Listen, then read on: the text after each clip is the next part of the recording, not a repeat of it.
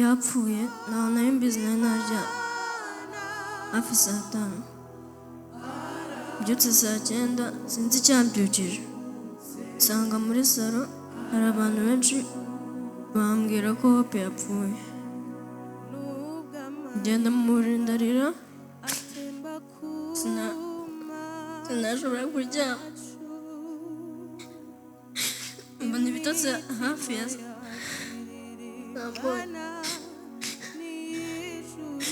kubyakira si byari byoroshye yari umuvandimwe wanjye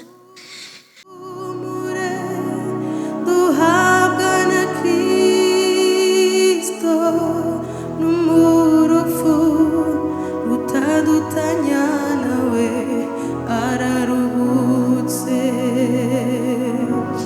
nubwo amarira atemba ku maso yacu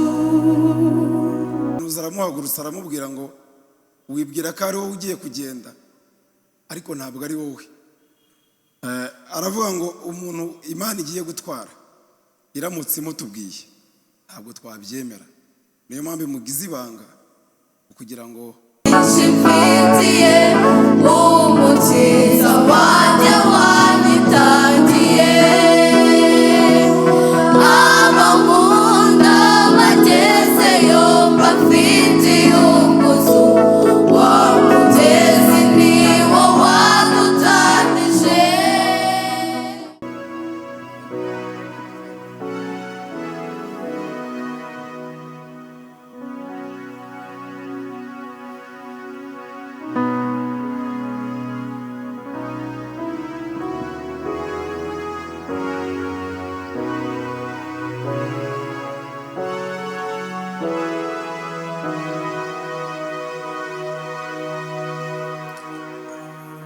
Zaburi nshya.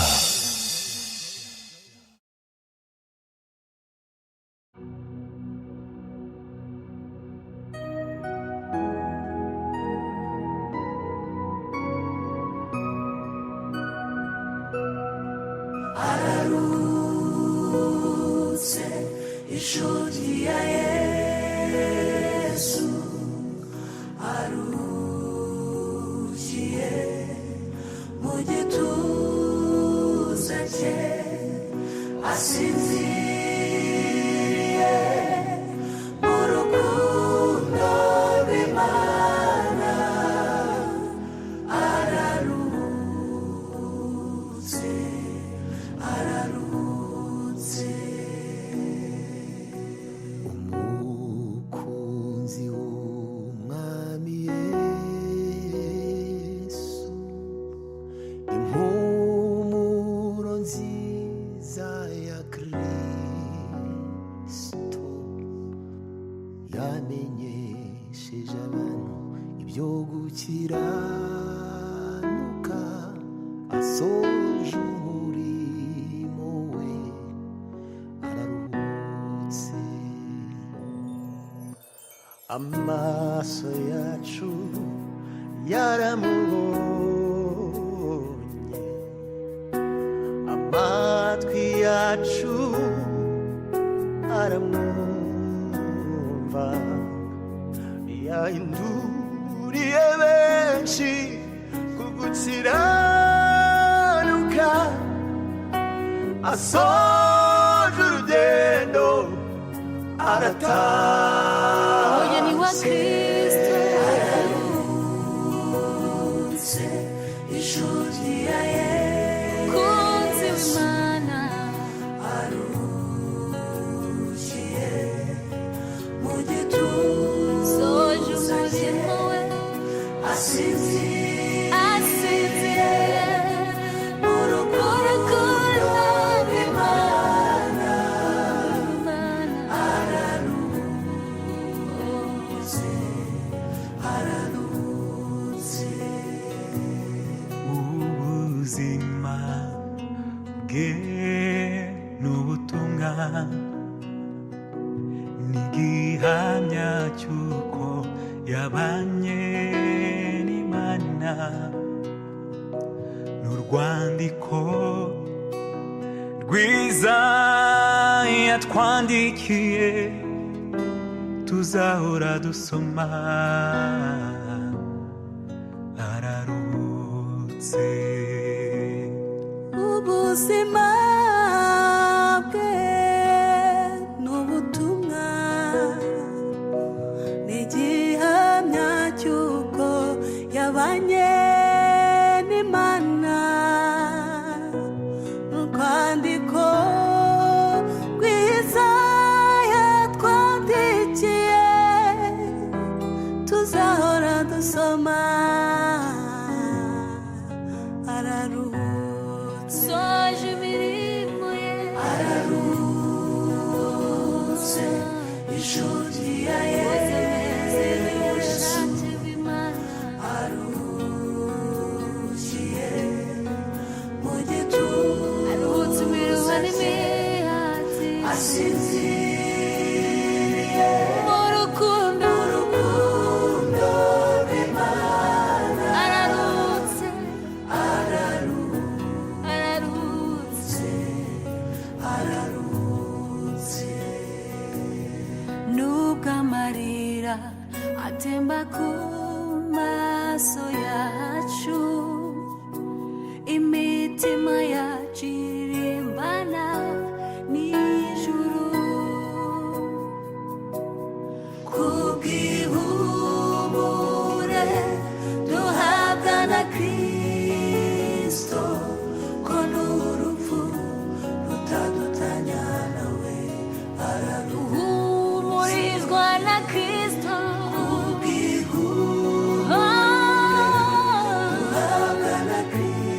ntacyadutanya nawe ntacyo rutadutanya nawe tuzahumurizwa na Yesu Kristo ko n'urupfu rutadutanya nawe araruhutse nimuhumure komezwe na Kristo urupfu ntirwadutandukanya nawe tuzaruhuka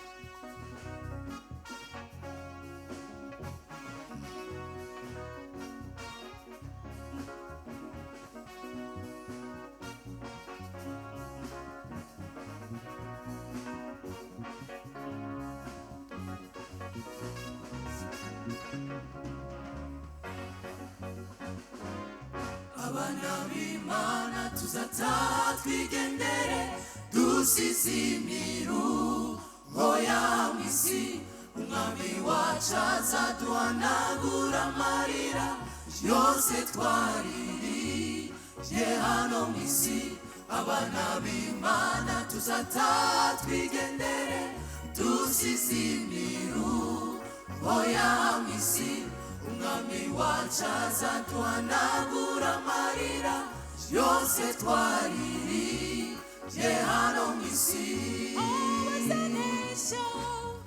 bazagerayo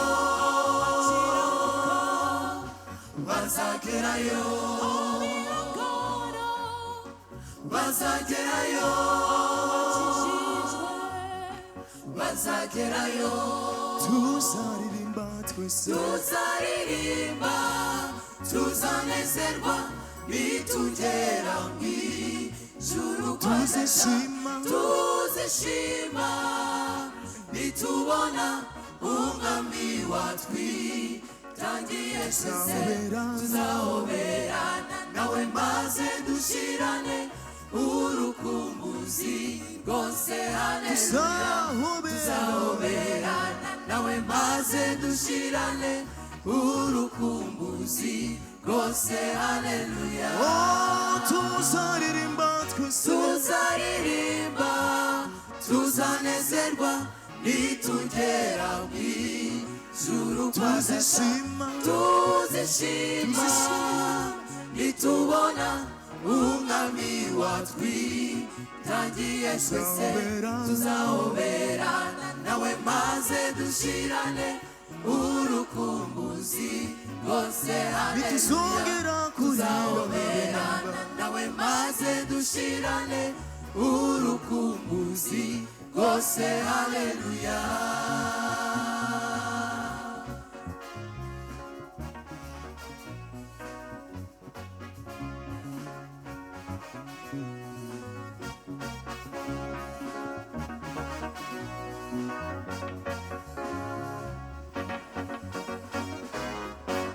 Kristo mwihangane muri byose kuko hari igihe bizarangira agahinda n'intambara byose hari igihe bizarangira ibyifuzo n'amarira byose hari igihe bizarangira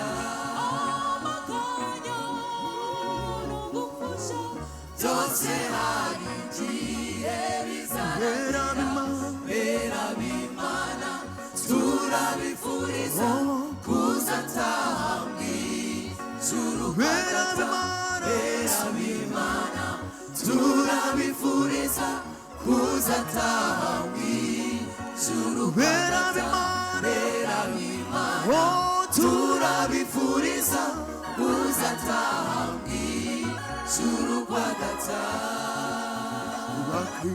bakristo mwihangane muri byose kuko hari igihe bizarangira agahinda n'intambara byose hari igihe bizarangira ibyifuzo n'amarira byose hari igihe bizarangira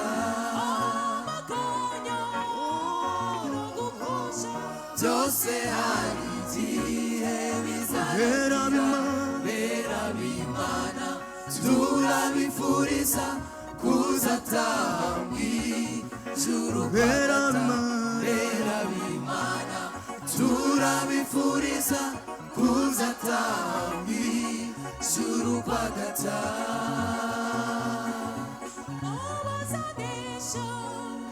bazagerayo bazagerayo bazagerayo bazagerayo tuzaririmba twese tuzaririmba tuzanezerwa nitugera mw'ijuru tuzishima nitubona umwami watwitangiye tuzahoberana nawe maze dushirane urukumbuzi rwose haleluya tuzahoberana nawe maze dushirane urukumbuzi rwose haleluya tuzaririmba twese tuzanezerwa nitugera mw'ijuru tuzishima nitubona umwami watwitangiye tuzahoberana nawe maze dushirane urukumbuzi rwose nituzongera kurira nawe maze dushirane icyo gihe tuzaririmba tuzahoberana urukumbuzi rwose tuzahoberana haleluya urukumbuzi rwose haleluya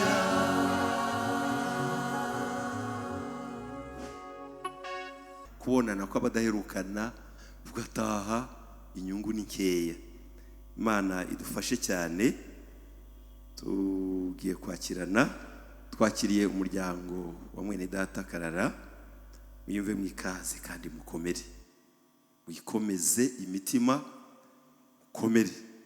Turabakiriye, twakiriye babatabaye bavuye Kigali, bavuye mu majyepfo, majyaruguru, iburengerazuba, mwese turabakiriye mu izina rya Yesu. Twakiriye rero abayobozi bacu, abayobozi b'itorero ryacu ADEPR baturutse Kigali, turi kumwe nabo. Bagira ngo ushumba muhaguruka mukagira gutya intama z'Imana. Yego, ikaze rero, Imana ibaha umugisha. Turi kumwe n'abandi bashumba bakuriwe n'umushumba w'ururembo rwacu, namwe turabakiriye mu izina rya Yesu. Mwakoze, Imana ibaha umugisha. Rero mwese mwumve mwikaze, nta bintu byo kujya muri ya matondangingo ishwi. Turi ku munsi udasanzwe n'ibintu bidasanzwe. Twaye gutyo ni ibyiringiro by'umuzuko. Munezero Hope turi kumwe, dufite umubiri we hano, aho ari turahazi kandi ntabwo birangiye. Yari yarahisemo neza kandi ibyiringiro bye arabivuga, ndetse nuko tutari tuzi uzataha ari nde, ariko hano kubemera ko Imana ivuga hari n'abatabyemera, bo bazi ko ariho bavuga Imana ntivuge, ariko abemera ko Imana ivuga twebwe arabitubwiye.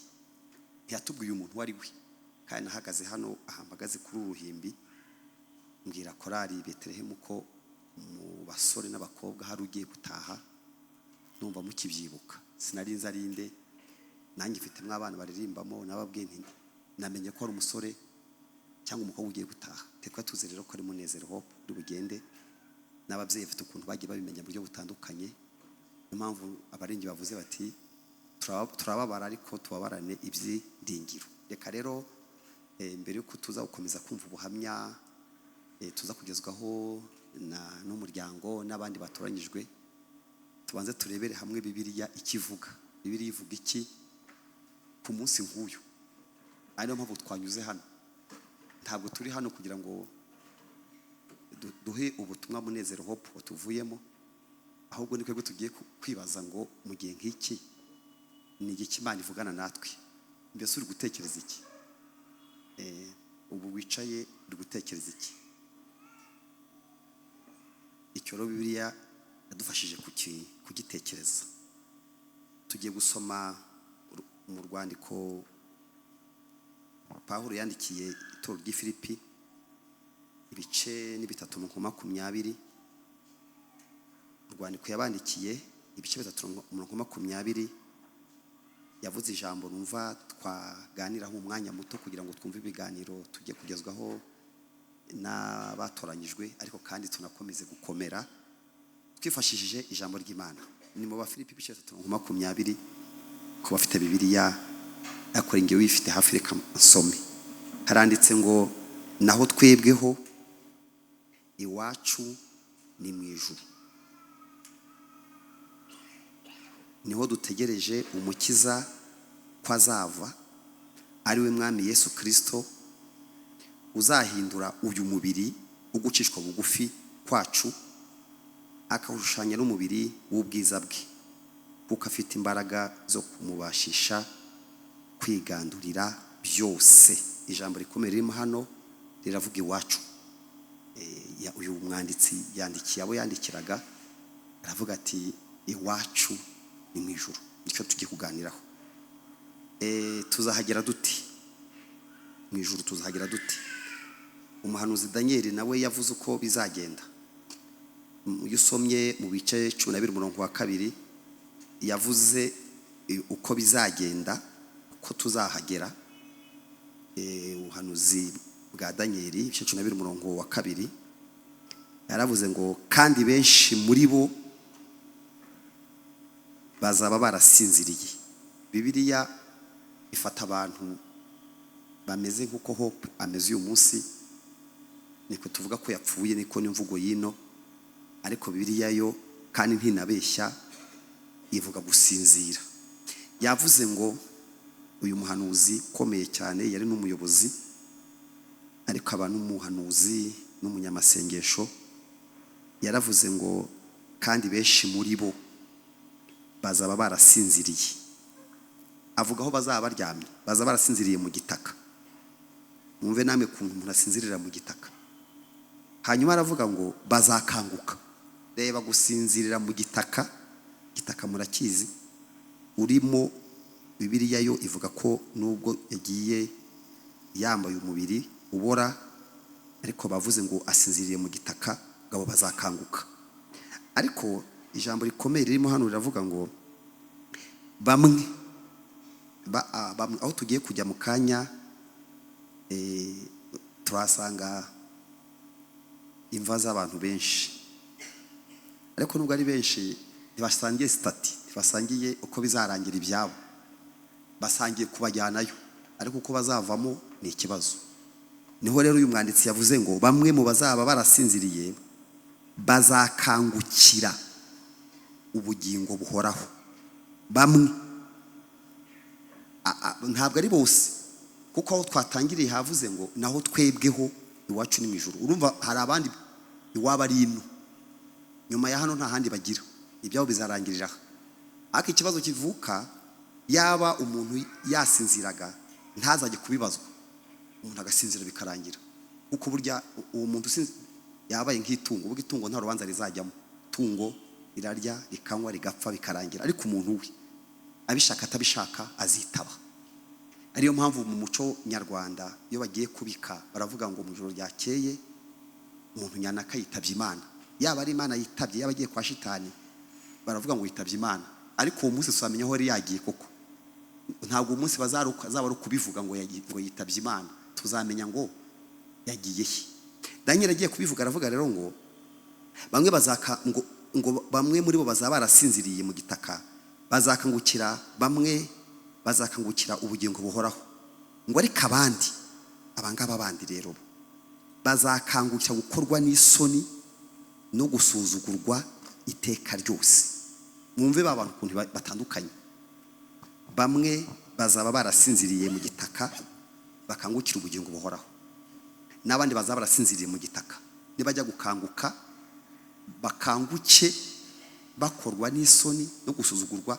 Banavuze ngo byiteka ryose. Bizaba byaratewe n'iki? Bizaba byaraturutse kuki? Duhereye ahantu twatangiye dusoma, uyu katuvuge ku muntu wanditse uru rwandiko. Urwandiko rumaze imyaka myinshi rwanditswe, nasomye hafi imyaka ikabakaba 2000. Rwanditswe n'umuntu w'umuhanga wize. Hari abantu bazi ko ibintu by'abarukora ibintu by'injiji, abantu babuze uko babigenza, ingorwa, abantu b'inzara, ku buryo mbese bajya mu ijuru nk'abahahungira. Hano batekereza ko umuntu uba mu by'Imana wabyeguriye ubanze kwishushanya n'isi no gusa nkayo yabuze amahitamo, ahitamo kujya mu ijuru kubera ko ari ingorwa. Reka mvuge uyu wa mbere, uyu wavuze ngo naho twebweho nawe arimo. Ni umugabo wari warize ku kinyejana cya mbere, yari afite PhD muri droit, yari avukiye mu rugo rw'abakire. Abahanga bavuga ko ise yari umunyenganda ukoraga amahema cyangwa se ibintu bijyanye n'imyenda n'imyambaro. Kubera ko se yari umuntu ukomeye, icyo gihe leta ya Roma niyo yari iyoboye isi icyo gihe. Amafaranga ye n'ubushobozi bwe bumuhesha kugura nationalité y'abana be. Abana be kavukire y'uwo muryango bari abajuifu, abayuda, ariko kubera umutungo afite n'ubushobozi agurira abana be bwene gihugu bw'Uburoma. Kuko mujya mubona abantu b'Abanyamerika n'Abanyarwanda, ukasanga umuntu muri Australia ari umunyarwanda. Uko yahageze, uko yabibonye bica mu nzira nyinshi. Bakeka ko rero uyu mugabo yaba yara ise uyu mugabo wanditse ibino kubera ubushobozi yari afite, swati ubushobozi politike cyangwa ubushobozi financier bw'ubushobozi bw'umutungo, byatumye abana be bagira ubwene gihugu bubiri. Uyu wanditse rero afite nationalité y'Uburoma. Kuba umuroma ni ikindi kintu, ni ukuvuga ngo nta misoro ntukubitwa. Hari amahirwe menshi yari afite amujyana mu mashuri meza. Abana bo bakire biga amashuri meza, yize mu mashuri meza abaho, arangiza kwiga abona doktora cyangwa PhD muri droit mu mategeko mu kinyejana cya mbere. Wowe niba ukihiga ukishaka utaranayibona, hari undi wayibonye. Ariko akaba aravukiye mu muryango w'abantu bitwa abafarisayo. Ni abantu batari bazi ibintu by'Imana gutya, bafite amategeko n'imihango bagenderaho itabakiza. Ariko kubera ko Imana yari imufiteho umugambi ukomeye, imutoranya ari mu kurenganya itorero ry'Imana atarizi, ntabwo yari arizi. Hari n'abantu barenganya abantu b'Imana kuko batabizi. Iyo usomye mu rwandiko yandikiye Timoteyo umuhungu we rwa mbere 1:12, yashimye Imana ko yamuhaye agakiza. Buriya nuzajya ujya gushima Imana, ndabizi ufite amashimwe menshi, ariko uzajya ubanza ku rutonde rw'ibyo ushima. Kandi abarokore ba kera uretse abubu bajyaga babivuga bagiye gushima, akabaho ndashima Imana ko yampaye agakiza ku buntu. Pawulo agiye gushima rero, urwa mbere yandikiye Timoteyo umuhungu we 1:12, yaravuze ngo ndashimira umwami wacu Yesu Kristo. Uwo ni wa muntu wavutse mu rugo rukomeye, wize, utaruzi ibi bintu twicayemo none. Sinzi abari hano niba mubizi ku rwego tukoma kubimenyaho. Sinzi niba ibi ngibi twicayemo ubizi ko agombye kubimenya. Pawulo yagize umugisha rero, nubwo yavukiye mu rugo rukomeye, akiga amashuri meza, yavuye ku ishuri itabona akazi. Kazi yabonye rero yakawe n'idini rya Kiyuda, rimuha akazi kabi ko kurenganya itorero ry'Imana. Baramubwira bati hari abantu badutse n'aho abarokore bameze nk'abasazi, ngo bavuga Yesu ngo wazutse akajya mu ijuru, none tubona ari nk'abateka mutwe. Nk'umuntu wize amategeko tugusabye kubahohotera no kubica. Bamuha igitero cy'ingabo n'icy'abasirikare cyo kwica abakristo ba mbere. Uyu mugabo ndi kuvuga, igitero cya mbere yayoboye niwe wayoboye igitero cyinshi witwa Stefano, wa wundi wasenze akavuga ngo data ntuwabare w'icyaha ko batazi icyo bakora. Yamuteye amabuye, nawe yari dogiteri, yishe mugenzi we. Uyu nawe yafite doktora, uyu Etienne nawe yari umuntu wize amategeko, ariko aza kumenya Yesu. Amenye Yesu aramuvuga, araryoherwa. Mugenzi we nawe wize winjiji utazi iby'Imana, ahita afata amabuye ategeka igitero kumwica, bamwicisha amabuye arapfa. Ariko agiye gupfa ahita asengera bari kumwica, aravuga ati izi ni injiji.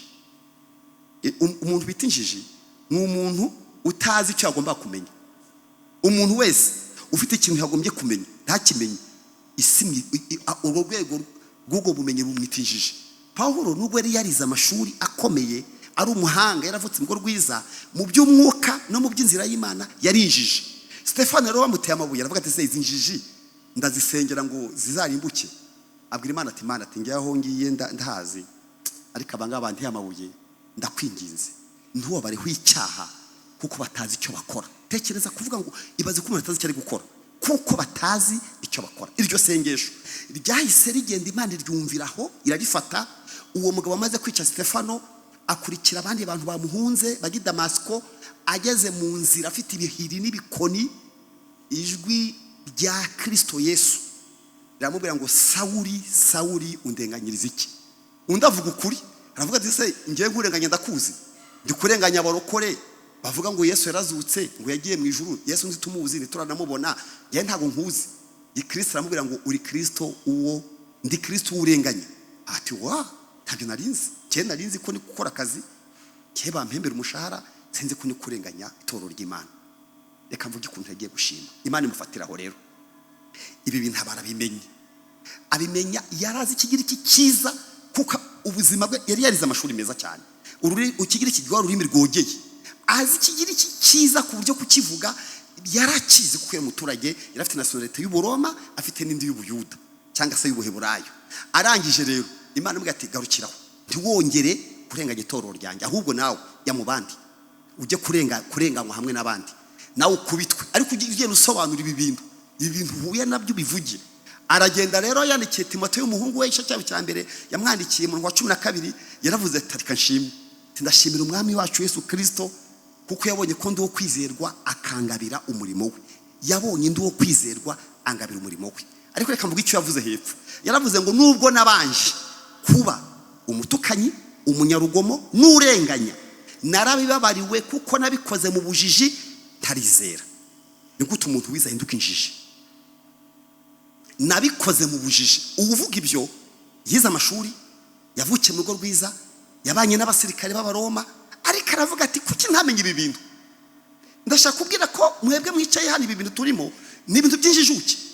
Kwizera ntabwo ari ibintu by'abaswa.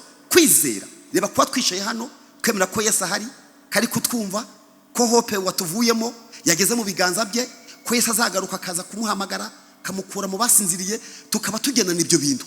Wanyita injiji mfite amakuru ngurusha? Njye mfite ibyo ngurusha, kandi ibyo ndusha wowe birangirira aha, ariko twebwe ntitugarukira kuri ibi. Nyuma y'ubu buzima turahabona, twebwe ntitureba hano gusa, turi kureba no hirya iyo ngiyo, tujya tubona iyo tujya. Hari umugabo, uyu mugabo rero yaje kuhabona. Muri ibyo yavuze ngo Pawulo yaravuze ngo urugo rw'Imana ajya agira gute? Agira gute? Mwari muzi ko tujya tumenya iyo tuzajya tukira? Ngarumbishuriye ngo bituma nifuza cyane kugerayo. Ndashaka kubabwira ko nubwo turi abanyarwanda dutuye hano, dufite indi nationalite yo mu ijuru. Pawulo yaravuze ngo naho twebweho iwacu ni hehe? Abakunda kujya mu bihugu bya kure, bihugu bya kure, nabonye ibintu bibiri byantangaje. Iyo ugeze mu bibuga by'indege ugiye mu bihugu bya kure, usanga baragizeho inzira ebyiri. Bakavuga ngo abaturage b'iki gihugu baca hano, abaturage bacu abene gihugu baca. Ubwo twese tuva mu ndege, indege ni imwe, twasohokeye hamwe, twishyitike rimwe, tugeze mu kibuga bati bene abene gihugu bacu muca hano, nta nicyo mubazwa, mwikomereze. Abandi musigaye muce hariya. Ngiye byambayeho nigeze njyaho bita Amsterdam. Ngezeyo ngiye nanjye ndi kumwe n'abandi nishimye, tukika aho hantu hari imiryango ibiri, bati wowe uri umunyarwanda ca hano. Tise konzanye n'abandi ati nturi umuturage wacu ca hariya. Mwari muzi ko mu ijuru rigira abaturage n'ahangaha? Ijuru rigira abaturage baryo babino, nugo mugendana, nugo mubana, nugo mwavukanye. Uyu munezero yarafite passport, afite na visa. Yageze mu ijuru ntibabajije ngo arajya. Bagezeyo basa abamarika bamwakiriye ako kanya. Imana itanga ingabo nyinshi z'abamarika baza gufasha abantu bo mu ijuru, baza kwakora protocol. Baramfashe baramfunga, banjyana muri gereza, bati fungirwa hano. Ndazira iki? Wari wantumiye, uruhapuro yantumiyeho rwari rwabaye expired, rwari rwarangiye, invitation letter, urwaniko rw'ubutumire rwari rwashize. Barambwira ati rero ubwo waruje nahangaho ugutumiye, yagutumiye amatariki yararenze, none ijya muri gereza. Nicaramo, urumva nagiye nk'abandi, abandi bageze iwabo, kuko ngiye ntari uwabo, ninjira muri gereza. Niko bizagendera abapagani. Mwizuka muzabona abaturage b'ijuru bazabira ati bikomereze, ngo nimuze mwebwe abo data yahaye ubwamuhereye isi kiremwa, ngo mwije mu munezero wa data. No gukomeza abaturage bamaze gufata ubwene gihugu bwo mu ijuru, b'abanyarwanda, b'abanyafrika, b'abazungu. Hari wigeze babona witwa Paulo, yigeze abona bagezeyo, aravuga ati aba bantu ni bande kandi bavuye kwande? Baramubwira ati bariya rero ubona, yari yayobewe uko byagenze. Baramubwira ati bariya rero bavuye mu moko yose, bavuye mu ndimi zose, bavuye mu bihugu byose. Bamubwira akantu nakunze ngo bameseye ibiki? Ibishura mu maraso. Bavuga uko bazamera ngo bazahora mu munezero. Ndashaka kubwira abantu mwese muri aha, mushaka ubundi bwene gihugu, kandi Yesu arabyoroheje. Mushaka ubundi bwene gihugu, ubu ngubu bwino bufite aho bugarukira. Mugire mubiri, mugire ubunyarwanda, mugire n'ubwo mu ijuru. Soza ntago ntinda. Daniel avuze ko bazazuka bamwe gukorwa n'isoni, abandi kujya mu bugingo. Umva mbabwire bene data, kuba turi hano uyu munsi kano kanya, ntago twaje gusoma misa.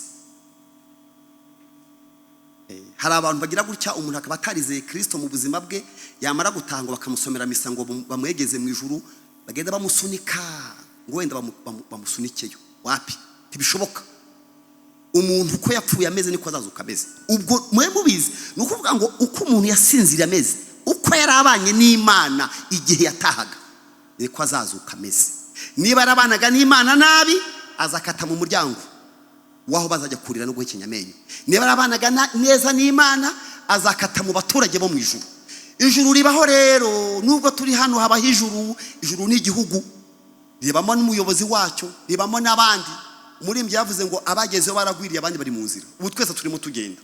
tunejejwe rero nuko umuturage w'ijuru wacu umwene gihugu w'ijuru witwa Munezero Hope twabanaga nawe hano, twabanaga yahoraga ahagaze hano, yakunda guhagarara hano, yaririmbaga muri korali yitwa Betelehemu, yakunda guhagarara hano muri ruhande, banamwise neza uko bamwitaga Munezero ko yabaga nameze. Nta mvugishije ukuri ko mu mutima wanjye muri korali Betelehemu nta mwana n'umwe wari umeze nka Munezero. Murabihamya namwe mugire mutya. Aba ni abaririmbana nawe, habamwe abakobwa benshi, abasore benshi, nta mwana n'umwe witondaga nka Munezero.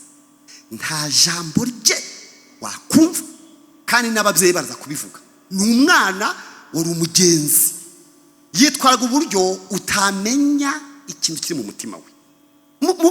Muri korali harimo abana beza bitonda, harimo abasore beza, ariko ntawe urageza ku rwego rwa Munezero. Ndizera ko mubizi kandi murabyemera. Ejo ni mu mukora anniversaire, mwabonye ukuntu burya mane mu musezera. Bamukora anniversaire ejo bundi mu kwezi, ndumva ari ukwa mbere. Mwari mu musezera mutabizi. Mama wamuheka mukibyibuka. Aho yagiye iwabo, ahandi yarari yari mu icumbi. Ubu mwese muracumbitse. Aho yagiye iwabo. Muri byavuze ngo ntihabizera bazajya kuba. Yarahashatse. Nyamara abantu birukangira mu bihugu byateye imbere kandi si bibi kujyayo. Ariko naho bararira, bariyahura, haba y'ibyago. Baravuga ngo ni hehe abizera bazajya kuba. Yaje kuhabona. Yaravuze ngo muri iyi si nta hantu nta hatagirwa n'iki, ntaho mwisi ntaho, ngo mu ijuru niho iwabo wande wabizera. Narimo rero nshaka kubibutsa ko Munezero Hope twabanaga hano, n'impamvu urusengero rwubatswe hano kwari kugira ngo abaturage bo mu ijuru bajye baza twibukiranye urugendo.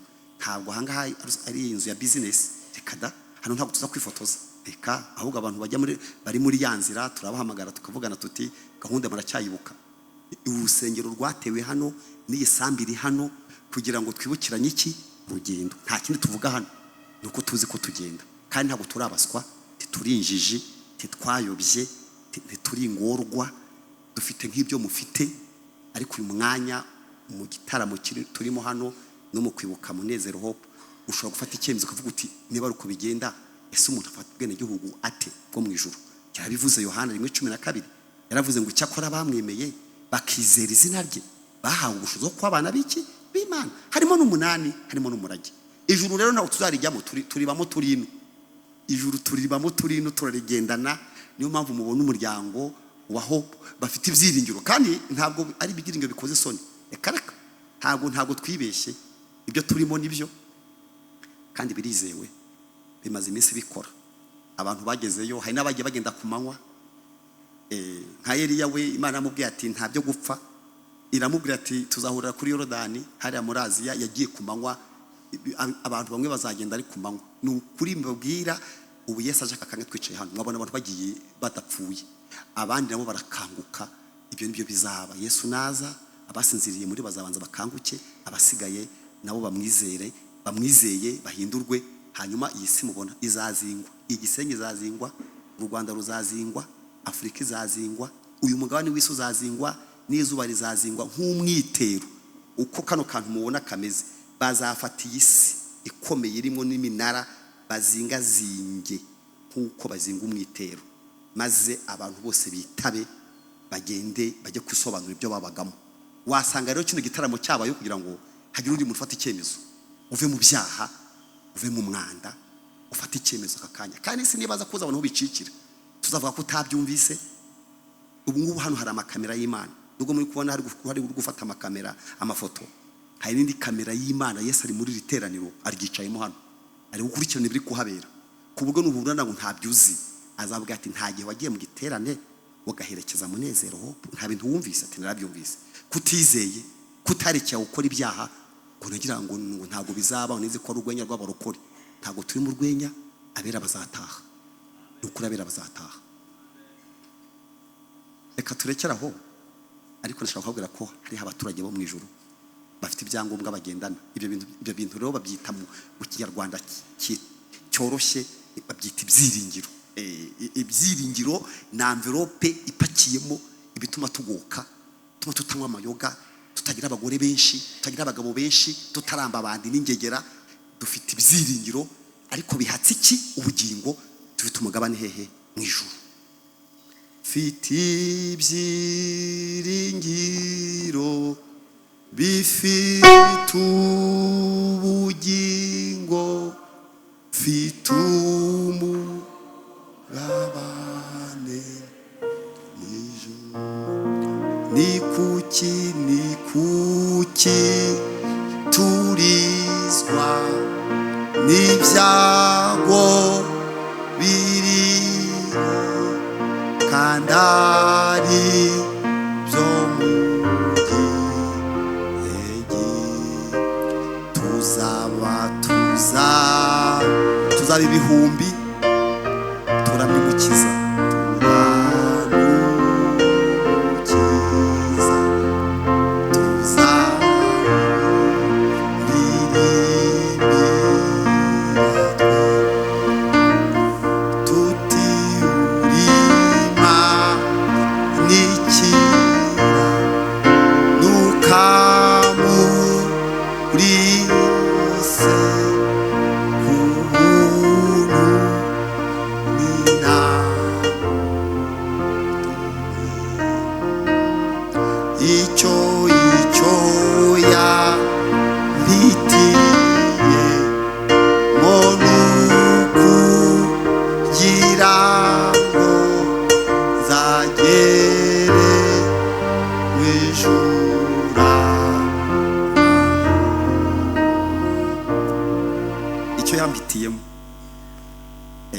Amahitamo meza no guhitamo Yesu. Niba ari amahitamo meza umuntu akora akaba ahisemo neza, guhitamo Yesu. Niba ari amahitamo meza Hope yahisemo no guhitamo Yesu. Ntimugire ngo ni wabo bayimushyizemo banabimubwira akabyanga. Hari abarokore bagira abana babananiye, yabananira ntacyo bari kumutwara, ariko amahitamo Hope yagize niyo atumye aza hano. Ntago hose bazana hano kareka ya amahitamo niyo atumye aza hano. Kandi dufite ikote gusa, we yagiye kera, wa munsi yise agenda. Tumuhamagaye tukabaza Imana ngo Mana mutugarura tubwire ko mu gihugu hameze. Yatubwira ati muracyakuri cyaho ngaho. Ibyo mva ngo mfite imishinga ngo mfite, yabwira ati mwihute. Muri byavuze ngo yongera amababa. Wari wagezeyo yari yaharunguruza ati yongera amababa bagurutse nkagerayo. Mu ijuru ni heza ntihagereranywa. Niyo mpamvu turira tukarirana ibyiringiro kuko ntago turamubuze turababaye. Ariko se tuzamubura iteka reka da. Nejo bundi tukongera tukamuhobera mu giterane kinini, ababyeyi bazamubona. Haleluya. Mu ijuru muza nuko ikiza nakunze mu ijuru tuzamenya abatubanjirije tubabone batabatubwiye. Hano twaje tuturusando henshi bisaba ko haba presentation, nubwo nyine kuko turi mu kihe kidasanzwe ntago yabaye abantu ntibaziranye. Ariko mu ijuru azabazutse baza bafite ubushobozi bwo kumenya abantu bariyo ntawe ubanje kubakubwira. Muba muzamenya rero muzabona munezero. Haleluya. Muzamumenya ntawe mubabwiye. Abazajya mu ijuru bazahabwa ubushobozi bwo kumenya bariyo. Ntimuzavuga ngo mwami rero ngo tubwire ngo Mose ngo twerekere Eliya, reka da. Tuzabona batubanjirije iyo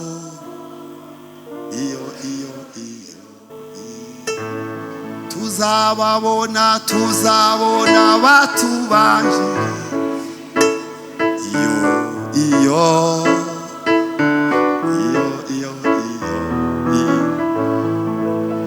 erega na Yesu ntabwo tumuzi. Yesu ntiturigera tumubona amaso ku maso, twumvise ijambo rye turamwizera, ariko mu ijuru tuzahabwa umubiri utuma tumumenya.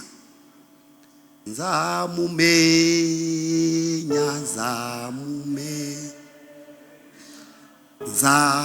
mpagaze imbere ye nyuzwe,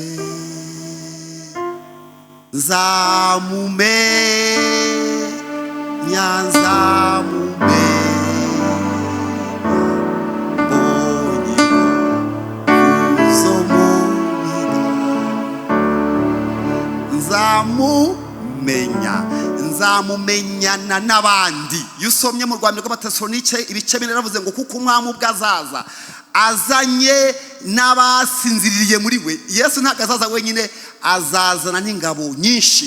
Niyo mpamvu tubwira umuryango wa Munezero Hope, inshuti n'abavandimwe, ngo kuri twebwe ntabwo turira amarira adashira. Tuzi ko muda kitambo mu mwanya muto wo guhumya no guhumbura tuzongera kumubona atarwaye, atababaye, nta kibazo afite, kandi azafite undi mubiri atari uyu tugiye kujyana hariya hakurya. Azafite umubiri udapfa, utagira ibyifuzo, udasonza. Munyemere mpaguruke twisengere.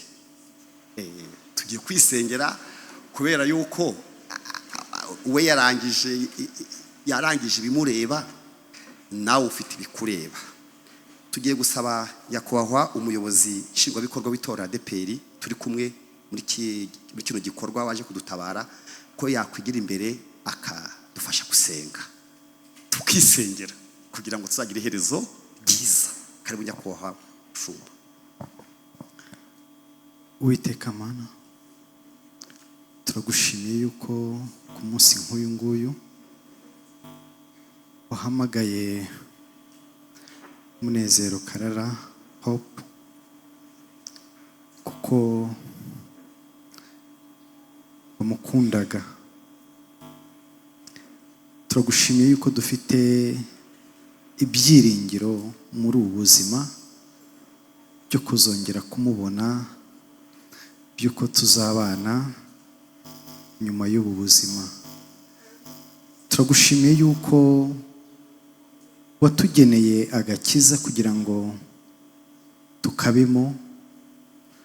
Ibyiringiro byacu bigiye gushingira ku kintu icyo ari cyo cyose, ahubwo Yesu Kristo, ibyiringiro byacu bishingire kuri wowe nk'uko tumvise ijambo ryawe.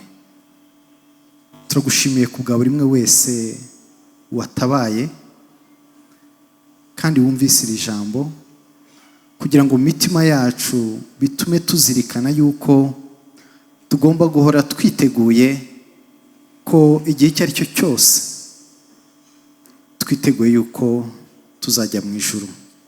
Urakoze rero ku bw'uyu mwanya, komeza kubana na buri umwe wese, komeza gukomeza buri umwe wese, komeza gufasha buri umwe wese no muri gahunda zose zikomeje gukomeza. Komeze kubana natwe nk'uko uri kumwe natwe, ni mu izina ry'Umwami Yesu Kristo, amen. Arakoze umukozi w'Imana udusengeye, arakoze utugejejeho ubutumwa bwiza. Imana ibaha umugisha. Ndagira ngo bamenyeshe ko tugeze mu mwanya wo kugira icyo dukora kugira ngo uyu muhango ukomeze kugenda neza. Urabizi ko ubu ari ubukwe buba butateguje, ariko bwo ubwabwo buza bufite budget bukwereka ngo nuko ugomba kubigenza. None se utabara nukuhe, uhumuriza nukuhe? Birakwiye rero ko twese umuntu uko ashoboye gushyigikira iki gikorwa. Turasabye abakozi b'Imana gushyira igiturisho hariya, hanyuma twese dukora kuri uwo murimo mwiza. Korali Maranatha Hope yaririmbyemo izamuka, nisoza hari urubyiruko rwo muri korali Betelehemu ruraza narwo ruririmbe n'indirimbo ngufi yihuse. Twemezwa n'iki ko tuzagera mu ijuru,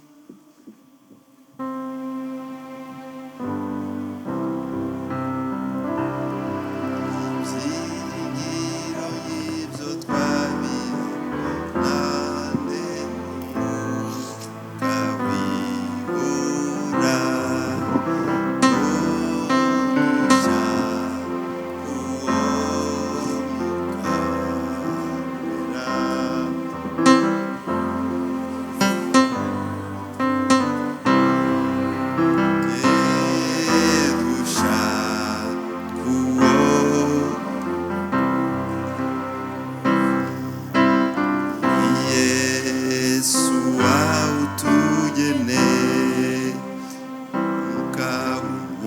mwuka wera akora imirimo ikomeye niwo wemeza bantu tugira ubwoba cyane iyo tutakimwumva twibaza icyo twakora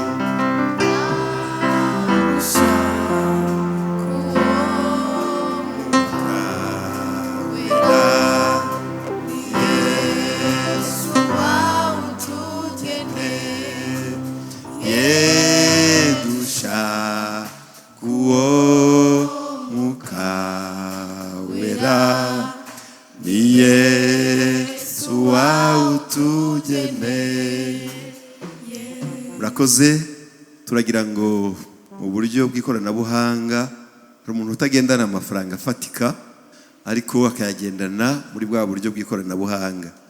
Nimero rero muri buze gushyiraho ni za mwene data twaje gutabara Karara Alexis ni 0783 4 6 asubiramo 0783 888 4 6 kansubiremo 0783 888 4 6 zanditsweho Karara Alexis twaje gutabara. Murakoze kuri uwo murimo mwiza.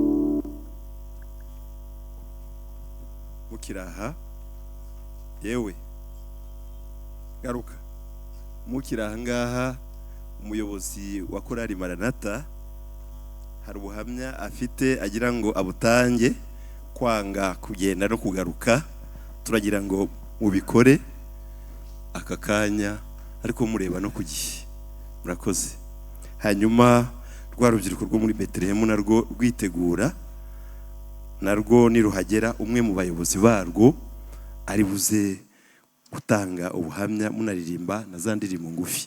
Umwebwe yanyu murayihwituye, asigaye guhamya, hanyuma turababwira ibindi bikomeza. Murakoze. Natwe duteranye hano kubera Munezero Hope, Imana yamukunze cyane kuturusha. Iyi ni korali Maranatha n'abayobozi bayiyoboye, turi benshi ariko aba nibo babashije kuboneka. Hope twarabanye guhera ku myaka 6 aza muri korali, yagiye yitabira gahunda za repetition twagiye dukora, ntabwo yigeze akererwa cyangwa kwakunda abantu ubona mutangiye gahunda bamwe bwasanga bari gukina abandi bagiye hirya no hino. Mu gihe twabaga twakerewe nk'abarimu yaragendaga agakusanya abandi bana tugasanga arimo abigisha cyangwa yabasengesheje. Icyo kintu twari tukimuziho kuva ari umwana. Ku myaka 6 niho twabanye muri iyi korali, harimo abatoya harimo abakuru. Hope ageze mu myaka igira ngo mu 10, kuko dutoza abana kwiga ijambo ry'Imana ndetse bakayobora n'abandi, twagiye tubashyira mu byiciro. Hari icyiciro yagiye ayobora mu bijyanye n'ijambo ry'Imana, kuko twe twigisha abana guhera mu itangiriro ukageza mu byahishuwe. Buri baririmbyi bagiye kwegera gatoya cyangwa ubona bashoboye tukabaha ibyiciro bayobora. Hari ibyiciro yagiye ayobora, bamwe bagiye batsinda, twagiye tubakoresha ibizame bagatsinda. Hope ari mu bantu mu itsinda rye bagerageje gukurikirana ijambo ry'Imana ku buryo bagiye bava mu itangiriro ukageza mu byahishuwe. Abo bana bamwe twagiye tubagenera n'igihembo mu itsinda Hope yarayoboye. Hope amaze kubatizwa twabaye nk'aho yadufasha akaba nk'umwarimu, kuko twabonaga ibintu bimurimo ari byo kuba yayobora. Hope hari abagiye bagenda mu makorali bakiri batoya, bamwe barabatijwe abandi batarabatizwa, ariko Hope agiye muri korali Betelehemu, ndumva nta n'umwaka urashira tukiri kumwe muri Maranatha. Ntabwo yigeze asiba, nta nubwo yigeze akererwa. Igihe twabaga dufite impamvu nk'abarimu, twasangaga yafasha abana bari mu rugero rwe bagiye kungana, tugasanga abana yabaririmbishije, abandi basenze basomye ijambo ry'Imana. Hope yari umukozi muri korali Maranatha, tumwibukiraho byinshi. Muri iyi minsi hari umwarimu umwe yaganije muri twebwe, kuko iyo dufite abana tuyobora hari abimuka bakajya mu makorali. Musaza we Pasi nawe n'umwe muri twebwe ajya adufasha kuyobora abana, ariko Hope aramubwira ati Pasi, ndi kubona byakunaniye. Araza yegera umwarimu umwe muri twebwe, aramubwira ngo Hope ndabona kuza muri Maranatha Pasi atakibishobora, ngewe ngiye kuza kandi mbishyiremo imbaraga. Abwira mwarimu umwe muri twebwe, aramubwira ngo ngewe Pasi ndi kubona kuza muri Maranatha byaramunaniye, ngewe ubu ngiye kubishyiramo imbaraga. Ndumva nta byumweru 2 n'icyumweru gishize yabivuze, ariko tubwira ngo agiye gushyiramo imbaraga kuza kudufasha kuyobora, ngo natwe abona dukererwa, ngo agiye kuza kuyobora Maranatha. Cyo ni ikintu Hope yadusezeyeho nk'abarimu, ariko tubwira ko agiye kuza kudufasha, kandi ko kwabonaga aza mu gihe aje muri korali kurepeta, yabanzaga muri korali Betelehemu, yabanzaga muri Maranatha kureba ko twaje, yasanga tutaje akaba ari muri Maranatha. No ku cyumweru yabanzaga muri korali Betelehemu amanjije guca muri Maranatha. Hope tumwibukiraho byinshi, yakoze umurimo w'Imana. Mu gihe wabonaga abana babaha amaturo, umwana akaza akavunjisha, ntabwo twigeze tubona Hope avunjisha. Kwa kundi babaha inote, umwana akavuga ngo ndatura igiceri, Hope yazana yazanaga amaturo kuko tuba tubireba iyo umwana agiye kuvunjisha ni twebwe ahereza ngo mumvunjire. Ntago Hope yigeze avunjisha, uko bamuhaga amaturo yarayazanaga akayatura. Hope ni byinshi twamwibukiraho, yatubereye imfura muri Maranatha. Imana mwakire, murakoze.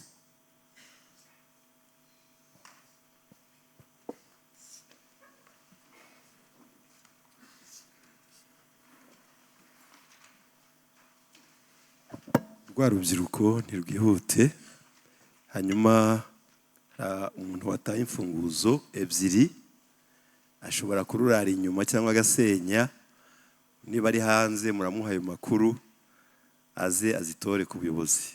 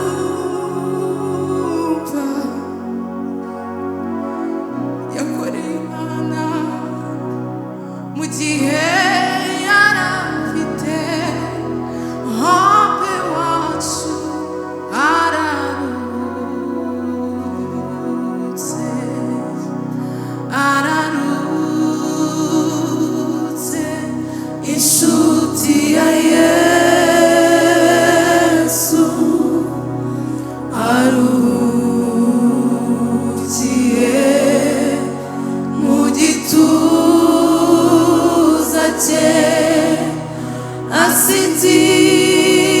asinziriye mu rukundo rw'Imana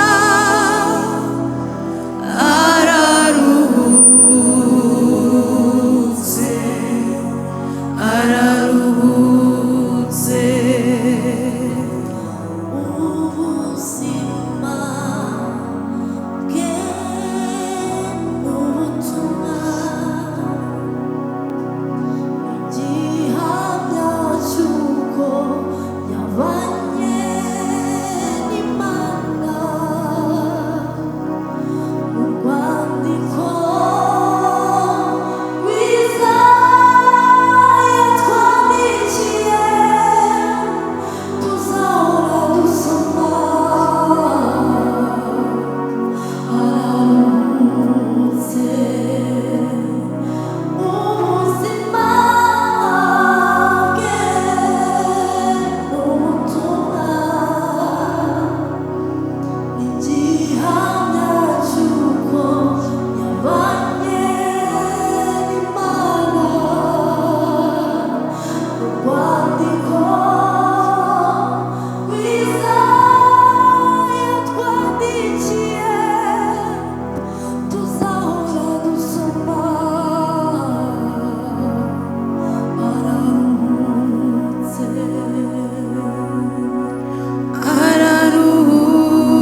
araruhutse inshuti ya Yesu aruhukiye mu gituza cye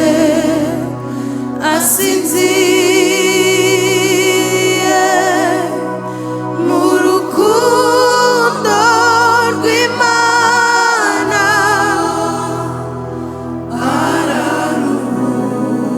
araruhutse araruhutse nubwo amarira atemba ku maso yacu imitima yacu iririmbana n'ijuru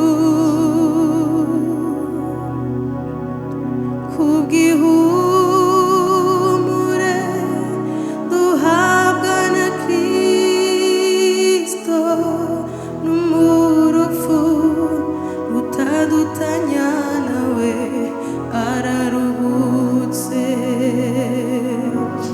nubwo amarira atemba ku maso yacu imitima yacu iririmbana n'ijuru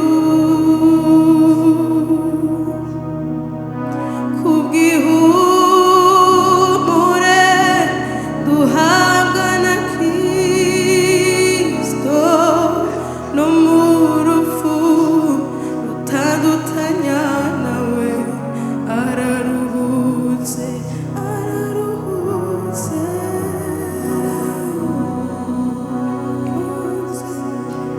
inshuti ya Yesu aruhukiye mu gituza cye asinziriye mu rukundo rw'Imana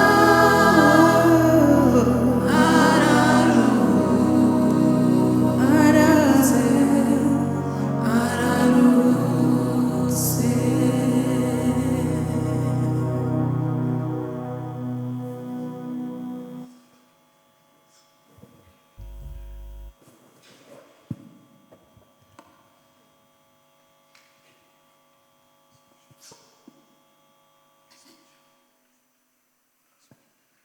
murakoze nkatwe nk'abakobwa baririmbanaga na Hope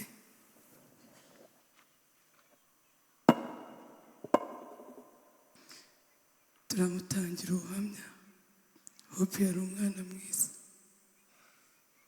Hope yari imfura, Hope nta muntu yigeze abwira nabi, Hope yari intangarugero, gusa dusigiye icyuho. Imana ikomeze imuhe iruhuko ridashira.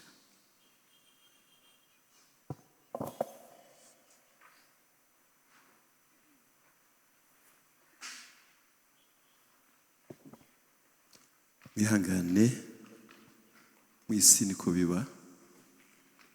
Iyi si dushyiraho igitutu.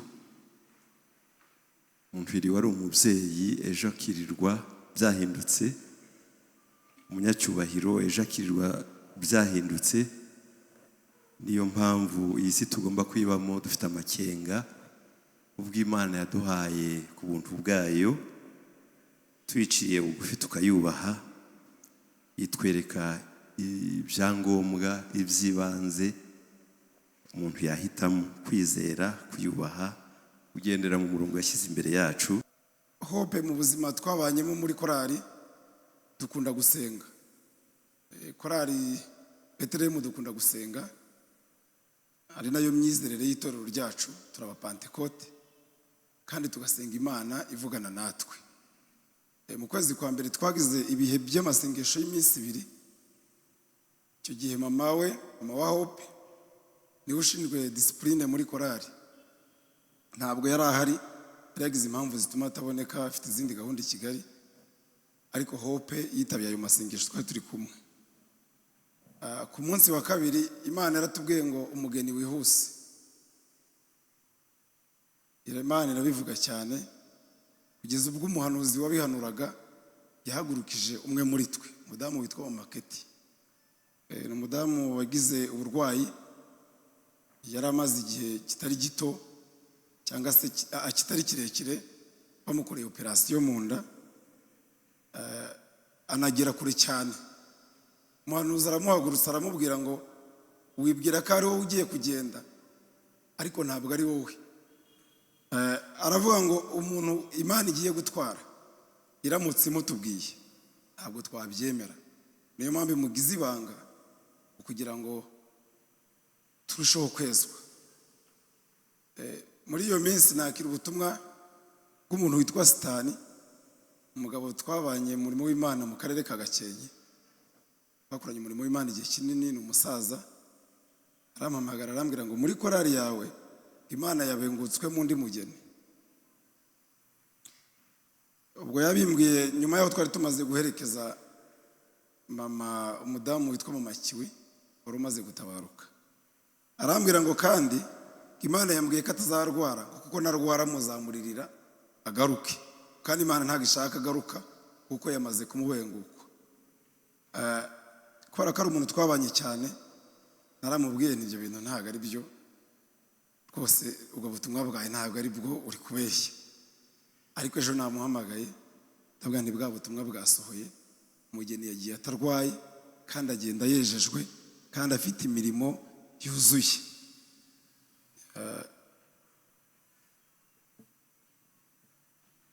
Umuririmbyi wacu Hope yabanaga neza n'abandi, yitabiraga gahunda zose, ibihe byinshi by'amasengesho. Yari umunyeshuri, ariko akenshi kuwa gatanu dukunda kurara dusenga, ntabwo yasibaga. Twasenganaga tukageza mu gitondo, agataha mu rugo, kandi mu gitondo cyaho ku gatandatu akagaruka kurepeta. Hope rero yari umugenzi. Imana imwakire mu bayo kandi muhe iruhuko ridashira. Ntabwo nabona ibyo mvuga byinshi, kuko ibya Hope mbivuze ntabwo nabirangiza. Ni wa mwana udashobora guhagurutsa korali y'abantu 90 ubona umuntu n'umwe yabwiye nabi cyangwa bagiranye ikibazo, ntayo wabona. Ndetse no ku kigo yigaho ushobora gusanga ariko byari bimeze, ariko Imana imuha iruhuko ridashira.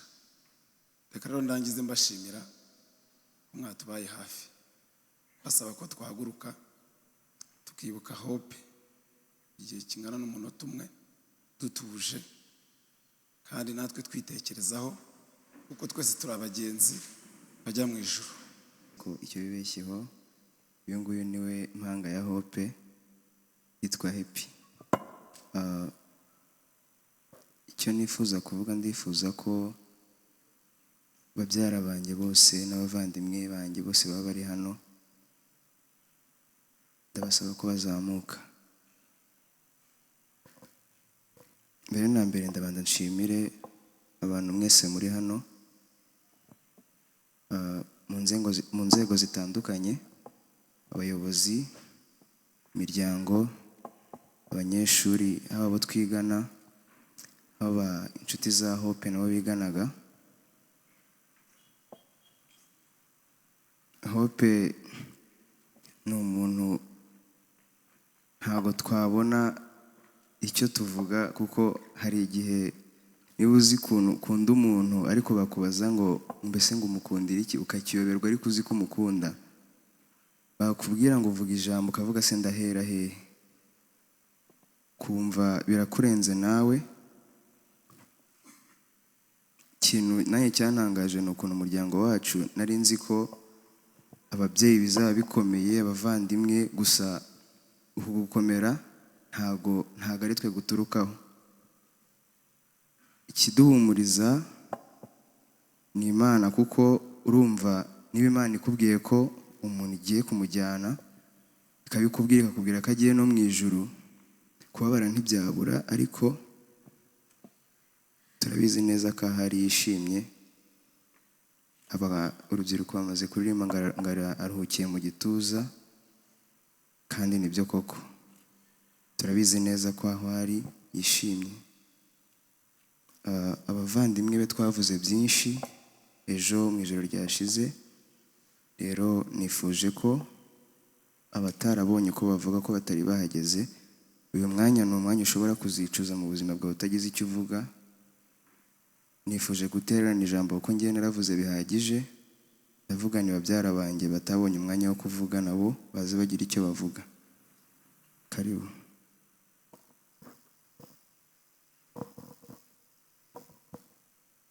Murakoze. Njye nitwa Blaise. Ejo ntabwo nabashije kuboneka, ariko nanjye natunguwe n'urupfu rwa Hope. Imana imwakire mu bayo. Yari umwana witonda, utuje, ariko yatuvuyemo. Ni ugukomeza kwihangana twese dufatanyije. Murakoze.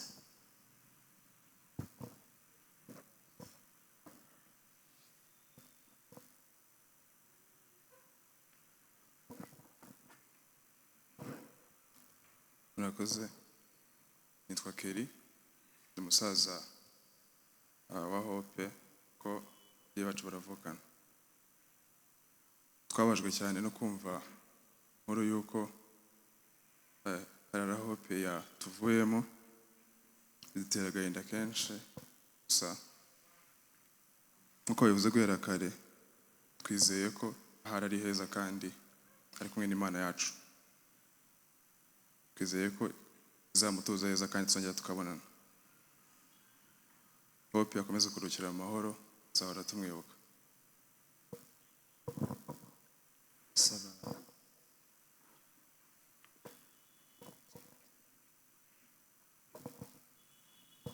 Mwamutse.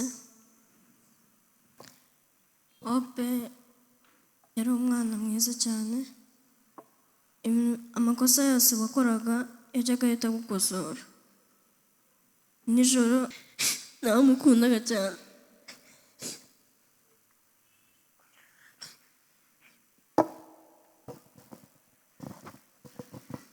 Murakoze. Yesu ashimwe. Ku batanzi nitwa Scovia. Ababyeyi bacu baravukana.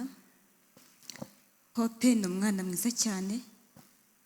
Nubwo twakundaga nyine kuvugana cyane byari gakeya, bitewe n'uko nyine twebwe tuba i Kigali, bo bakaba hano i Gisenyi, usanga nyine akenshi tuvugana ku matelefone. Ariko nabwo akaba ari gake bitewe n'amashuri, ko twiga nyine nigaga muri internet, ugasanga nyine kuvugana nabwo byari gakeya. Hope yari umwana mwiza cyane cyane, ndetse nivuga cyane mumenye ko ari cyane pe. Ndashimira ababyeyi be cyane, ndabashimira cyane ko mwatumye nyine tuzaduhura cyane, tukajya tuvugana cyane. usanga nyine twebwe nyine n'urubyiruko usanga kuvugana nyine kuganira usanga nyine twikiza nyine kwa ko nyine usanga twiyumvanamo ngo bayasungore manekerezaho iki ibi ntabwo ari byo rwose ntabwo ari byo tugatuma tuvugana ubutaha hope n'umwana utapfaga kumenya ngo ari gutekereza iki gusa ahubwo uri mu makosa ko batenga iki ngiki ntabwo ari cyo kora iki ngiki gusa ndashimira Imana nubwo imudutwaye gusa ari heza aho agiye niho heza kurusha aha ngaha isi iragoye mwese murabizi murakoze umunsi wakurikiyeho nyine naratashe nyine barabimbwira nyine birangora nyine kubyumva ariko nyine ndabyakira nyine kuko ndabizi neza ko aho agiye ni heza kurusha aha ngaha kandi nyine nk'uko babitwigishije tuzongera duhure nawe kandi bongera baranabiririmba neza bavuga ngo tuzahoberana nabo tuzongera tubabone tubishimire tuzamenya nta muntu batubwiye murakoze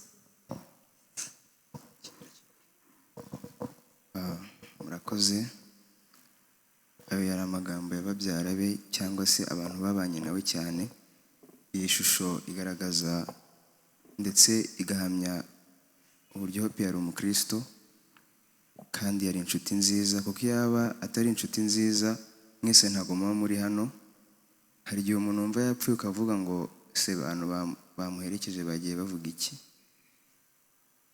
ndetse rimwe na rimwe ukumva ngo banakodesheje abantu ngo baza kumuririra bo batari kurira ariko kuko Hope yakoreye Imana akiri muto mwese niyo mpamvu muri hano kandi mudafite isoni zo kuba mwicaye hano muhagarariye umuntu wadukuwemo ariko icyo tubasaba ni uko mutababara nk'abadafite ibyiringiro kuko Hope mu mitima yacu azahoramo kandi ku munsi w'umuzuko turizera ko tuzamubona murakoze cyane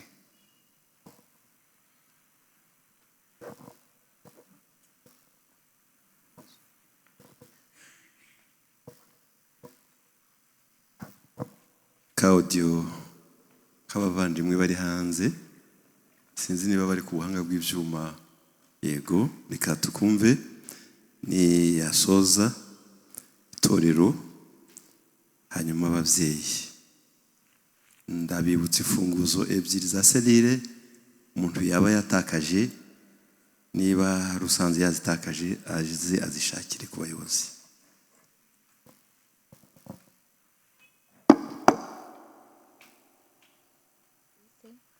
Hope ni murumuna wanjye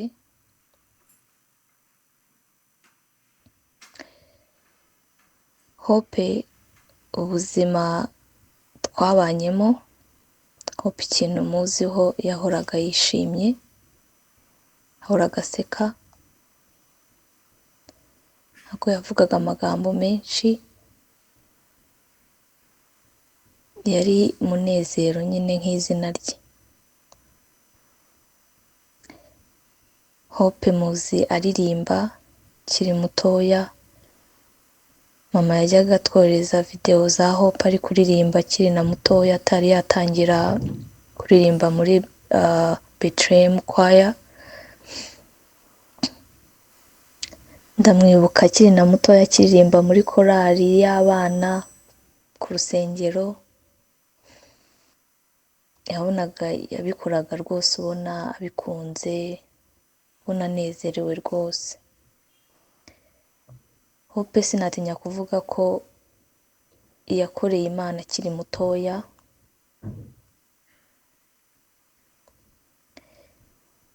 Hope ubwo duherukana hari muri 2022 naje kubasura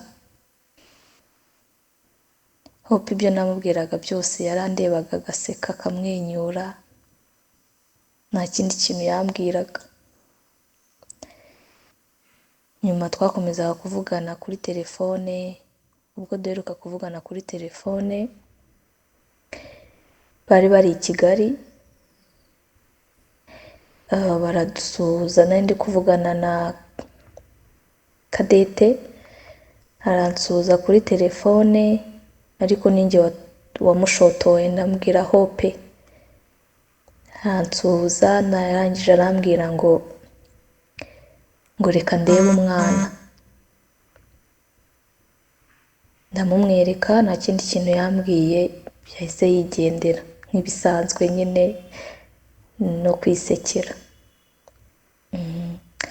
Hope ikindi kintu nzi cyamuranze nibuka,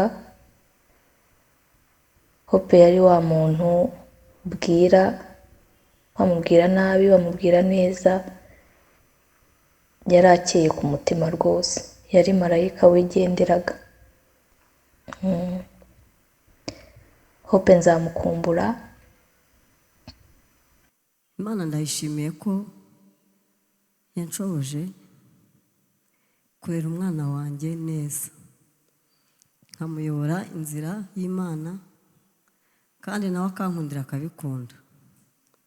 Imana ishimwe, Imana ishimwe ko umwana wanjye mucyuye amahoro. Imana ishimwe cyane. Hope yambereye umugisha, twamwitaga bucura mu bakobwa, niwe mukobwa muto nari mfite abakobwa 3, ngo nsigaranye bakuru be 2. Ariko yari umwana nyine uhora ari munezero koko, yahoraga yishimye, ukabona arateta kuri bakuru be, mbese ukabona ari umwana wuzuye ubutesi bwinshi, wuzuye ibyishimo.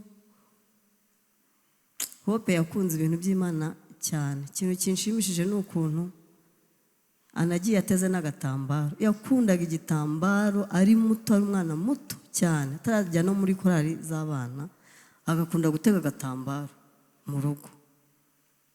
Kubona ni ibintu akunze cyane. Imana ishimwe yuko muri urwo rugendo rwe rwose yakomeje kubana n'Imana, ikamuha kuyubaha. Nshinzwe disipurine muri korali, ariko naterwaga ishema ry'uko ndirimbana n'umwana wanjye yitwara neza, kuko numvaga ntashobora guhugura abana banjye bitwara nabi. Mfite abana 3 muri Betelehemu, ubwo hasigaye 2. Nkumva ndashaka ko abana banjye baba urugero muri korali, kugira ngo mbone uko mpugura abandi, kuko umwana watitwara neza ntabwo wabona uko uhugura abandi. Hope rero ndamushimira kuko yanyumviye, namubwiraga itware gutya, genda gutya, akanyumvira. Yari umwana ucecetse, ibintu bavuze bose nibyo, utuje, wamubwira ikosa agaceceka, nta kuburana, nta kugira ute. Niwe mwana nari mfite wiga ataha mutoya w'umukobwa, mfite n'abandi, ariko nakundaga kumushinga cyane mu gasaza ke gato, amubwira Hope ukarabye umwana iki, mbese nkamuhamagara cyane ko mukuru we wundi yabaga ari ku kazi, ubundi akajya ku ishuri, ubundi akaza ananiwe. Ariko Hope yambereye umugisha.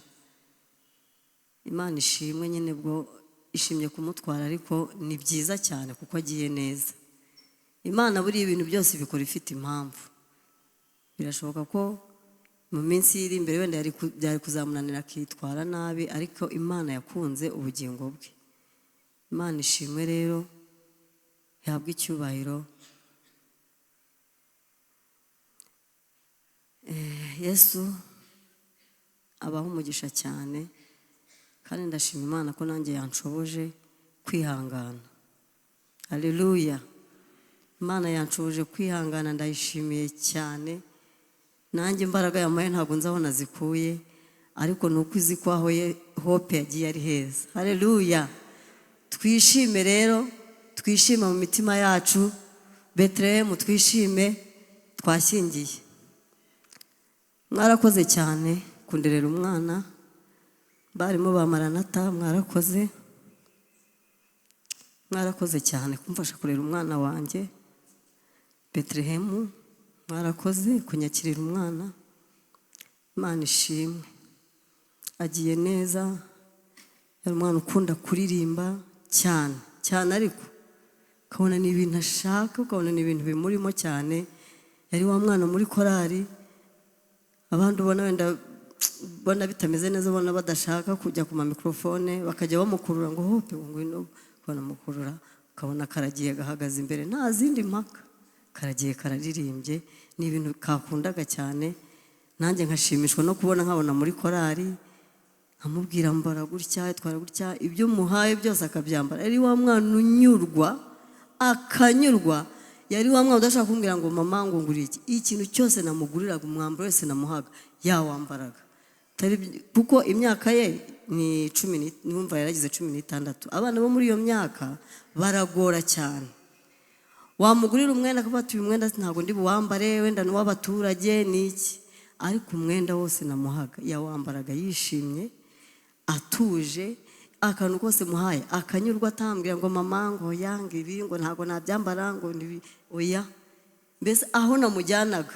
yajyagaho nuko nguko yarateye ntiyangoraga ntiyandushyaga yari umwana nakundaga cyane cyane nkumva ndamwishimiye ariko Imana ishimwe kuko imuhaye iherezo ryiza natwe nicyo tumaranira nicyo dukorera duhora dusaba ngo Imana izaduhe iherezo ryiza ni nabyo mpora nsabira abana banjye ngo Imana izabahe iherezo ryiza nkayibwira ngo Mana ngewe wenda hari ibyo nshobora kuvuga ntibanyumve ariko wowe ujye ubasura ubigisha uko umukristo yitwara baba abakristo beza bo mu mutima rwose biragatsindwa kwitwa umukristo ariko Imana itabona kuri we mureke tuba abakristo beza bo mu mitima igihe nikigera Yesu azaze agira ate adutware kuko nta kindi cyatumye tugera mu nzu y'Imana ni ukugira ngo tuzabone ubugingo buhoraho Yesu abahe umugisha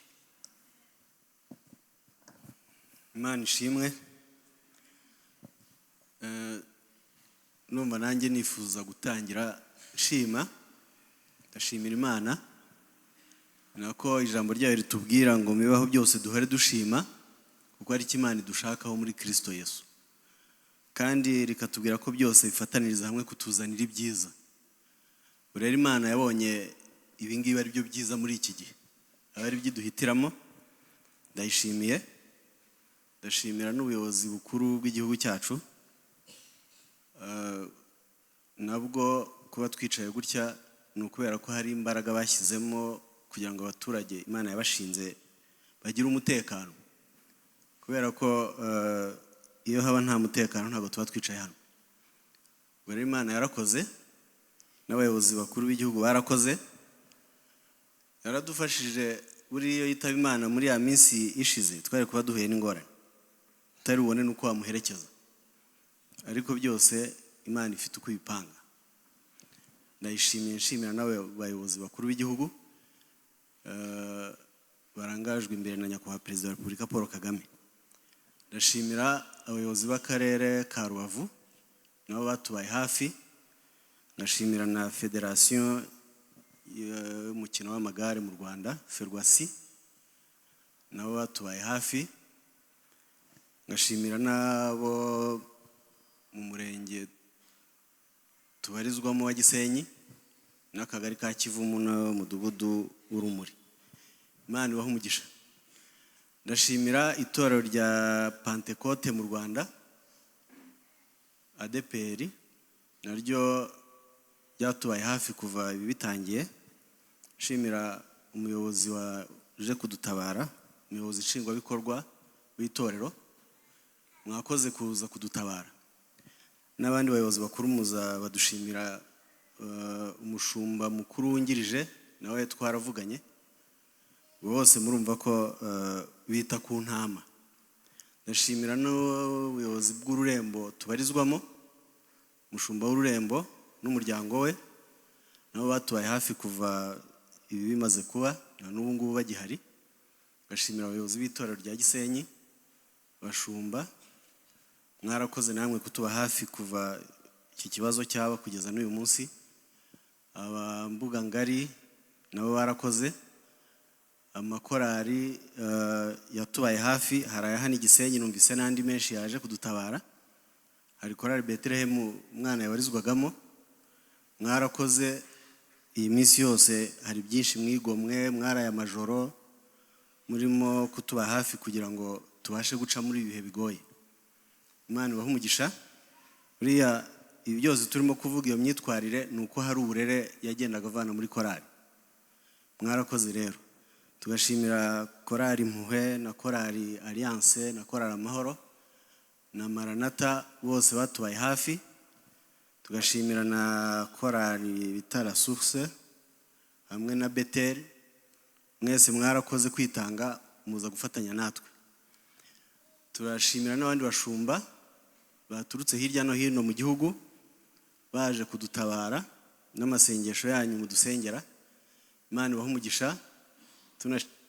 Tunashimira n'abakristo muri rusange bose bitanze. Iyo umuntu ubonye yaretse imirimo y'akaza mukicarana ahantu ukabona amazu umunsi ukabona ijoro ryose ari aho ngaho, nuko aba yumva ko uri mwene se kandi akwiye kukuba hafi mu bihe bikomeye. Ndashimira perezida wa ULK Professeur Rwigamba Barinda na Madame bambereye ababyeyi kuva ngeze muri ULK na n'uyu munsi batubaye hafi no muri iki kibazo. Ndibuka bimaze kuba mbahamagaye nijoro, yarambwiye ngo ni reka nsengere. Baransengera kuri telefone, kandi ayo masengesho ari ayo badusengeye ari ayo mwese mwagiye mudusengera niyo agenda adukomeza. Kuko iyo turimo gusenga ntabwo ari ukuvuga gusa ngo ibintu biguruke, ahubwo tuzi ko iryo sengesho hari aho rigera rigakora umurimo. Mwarakoze mwese kudusengera, kandi ndashimira n'umuryango we wose. Abana ndabita abana ariko nabo bafite imiryango, nabo barampamagaye baraduhumuriza. Muzabambwire nabo ko twabashimiye. Ndashimira ubuyobozi bwa ULK. Ubuyobozi mvuga ni hari Vice Chancellor, sinzi niba yamaze kugera, bari babimbwiye ko bari buze. Hakaba n'abandi bayobozi bakorana, Deputy Vice Chancellors n'abandi bayobozi n'abakozi batubaye hafi mu buryo bukomeye kuva bibaye. Abo dukorana muri ULK, abo bari i Kigali batashobora kugera bose baga barimo kumpamagara baduhumuriza. Abaha ngaha twabaga turi kumwe hariya ku bitaro, twararanye iryo joro ryose n'indi minsi babaga bari hafi yacu. Imana ibahe umugisha, mwarakoze.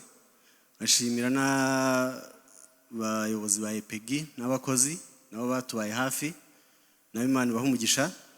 Turashimira n'abasokoba ishami rya Gisenyi rya Kigali, bose Imana ibahe umugisha. Ngashimira abanyeshuri nabo bagumyaga, bamwe banyandikira abandi bampamagara, abandi baje mu rugo, biganda graduate na masters, bose Imana ibahe umugisha uburyo mwakomeje kwifatanya natwe. Ndashimira n'ubuyobozi bw'ishuri aho Hope yigaga, École de Sciences de Gisenyi, nabo kuva uwo munsi akora impanuka twari turi kumwe no ku bitaro kugeza n'uyu munsi baracyari hafi yacu, kimwe n'abanyeshuri. Uwo munsi ubundi Hope yatahaga kare ko yigaga ataha. Mama we yarampamagaye nari ndi mu ishuri, arambwira ati Hope ko atarataha, bwari bumaze kwira.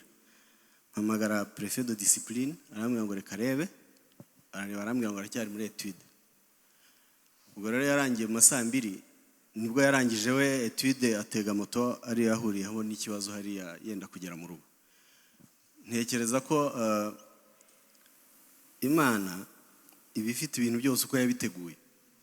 Ubwo munsi yavugaga iti uyu munsi nibwo ari bugende, niyo yavuze iti banza ugume ku ishuri kugira ngo uyu munsi ndakujyana. Irabitegura, itegura nuko ari buve ku ishuri, naho umumotari ari buce nuko biri umugendekere kugira ngo ibone uko imujyana.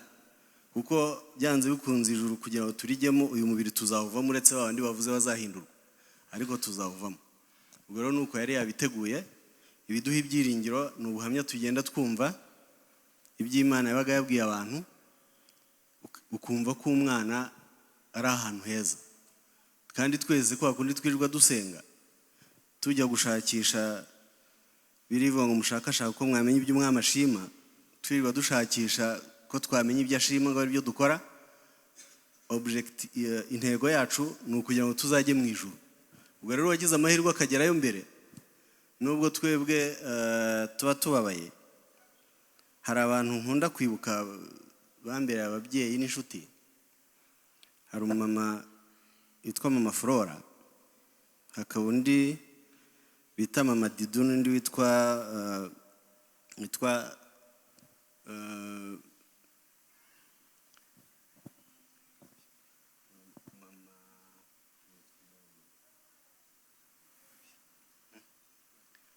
izina ryanze kuza ariko nabaga ndimo gusenga nkabibuka ko bagiye mu ijuru, noneho nabibuka nka mama Flora we ibyabaye byose nakundaga kuba ndi hafi ye kenshi, yabanje kubimbwira ko Imana yamubwiye ko agiye kujya mu ijuru ngo yitegure. Ndabireba yari afite abana batoya ndibaza ubuze koko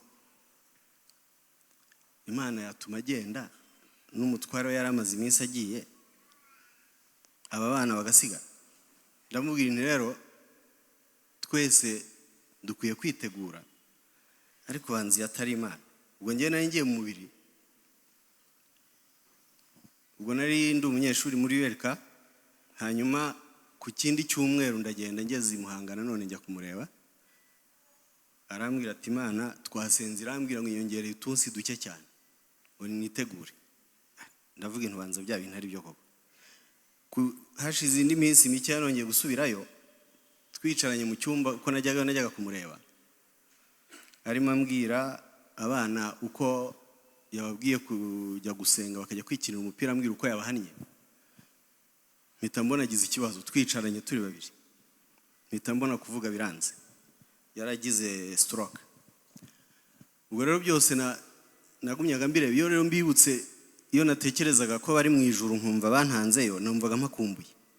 Ubu rero kuri bo hari undi wiyongereyeho, uwo mama nibagiwe yitwaga mama Hoziyane, nawe twajyaga dusengana rimwe na rimwe. Ubu rero Hope yiyongereyeho, kwa kundi baririmba ngo mwavuga ngo tuzabona batubanjirije, tukaririmba ko dukumbuye ba Aburahamu na ba Isaka tutabonye dusoma muri Bibiliya. Ubu noneho nzajya ntekereza Hope, numve bifasha umuntu gukumbura ijuru. Ubwo rero Hope yavutse ku itariki 23 z'ukwa mbere mu mwaka wa 2009, bavuka ari babiri ari impanga, na undi mwabonye witwa Happy. Agize imyaka 2 agira ikibazo cya bronchite yari igoye, twajyaga ku bitaro nka 3 mu cyumweru bakamuhumekesha. Noneho n'ibyo byose wabonaga ko yihanganye, yatojwe kwihangana akiri umwana ungana utyo, kuko ibyo bakoraga byose yabaga atuje, bakabikora atuje. Wakundi ubona umwana arwana arira yanga, ntabwo yabikoraga.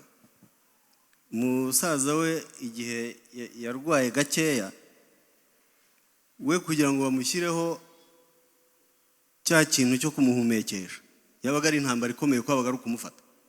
Ariko Hope wabonaga muri Bibiliya ivuga Yesu ikavuga ngo yari umunyamibabaro wamenyereye intimba, nawe yasaga nk'uwabimenyereye, ukabona aratuje, ukabona ko azi ko ariko bigomba kugenda.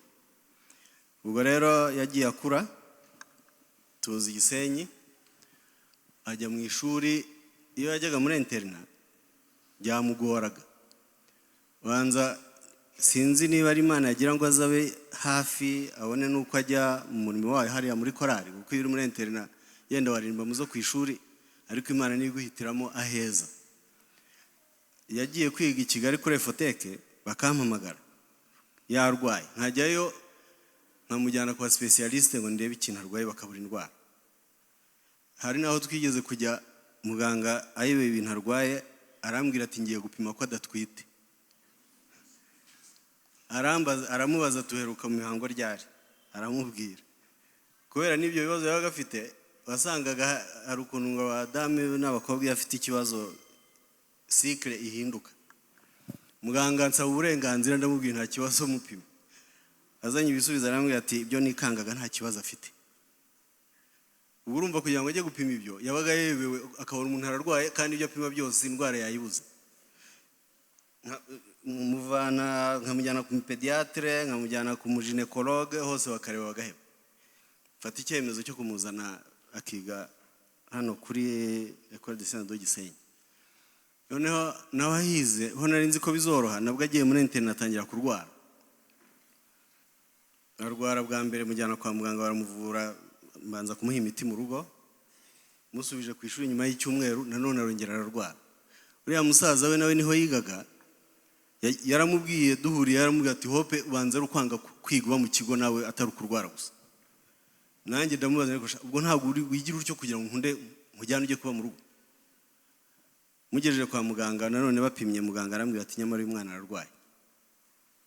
Amuha imiti, nibwo nasabye ku ishuri ko bamuduha akajya yiga aba mu rugo ataha. Ntekereza ko niyo yari inzira yo kugira ngo igihe cyo kugira ngo Imana imujyane izamujyane nyine arimo gutaha. Kuko iyo icyo gihe amaze kugera mu rugo ntabwo yongera kurwara, yahitaga bamuzima akajya ajya ku ishuri buri gitondo nta kibazo afite. Ubuzima bwe nk'uko babivuze yari umwana witonda. Mu minsi ishize naribajije, ndebye uko ameze nkibaza uyu mwana ateye gute.